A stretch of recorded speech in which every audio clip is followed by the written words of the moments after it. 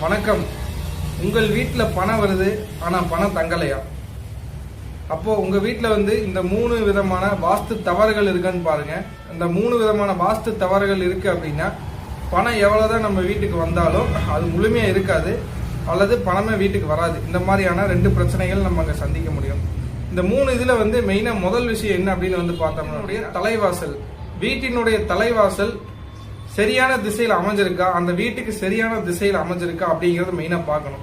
நம்ம இருக்கக்கூடிய தலைவாசல் சரியான திசையில் அமையல அப்படின்னாவே அந்த வீட்டுக்கு பணம் முழுமையா சேராது. இது முதல் விஷயம் நம்ம பார்க்க வேண்டியது.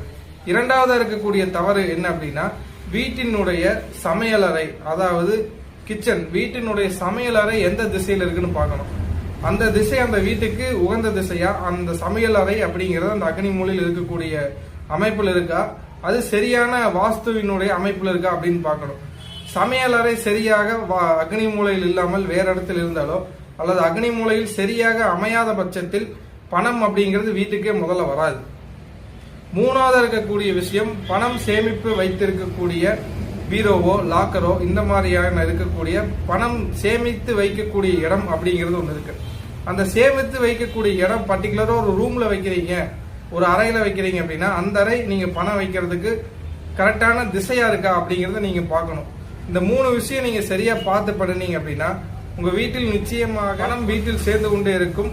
அது மூலமாக உங்களுக்கு நல்ல வளர்ச்சியும் நல்ல ஆரோக்கியத்தையும் தரும் அப்படிங்கறத அந்த வாஸ்து பதிவு. அப்ப இந்த 3 தவறுகள் இருந்தா அதை நீங்க உடனே சரி செஞ்சுட்டீங்க அப்படின்னா உங்களுக்கு முழுமையாக பணம் சேர ஆரம்பிச்சிடும், பணம் ரெகுலரா வர ஆரம்பிச்சிடும். வீட்டில் எல்லாத்துக்கும் ஆரோக்கியத்துக்கு எந்த ஒரு பாதிப்பும் வராது. அப்ப இந்த மாதிரியான சின்ன சின்ன வாஸ்து தகவலுக்கு நம்முடைய சேனலை சப்ஸ்கிரைப் செய்து கொள்ளுங்க.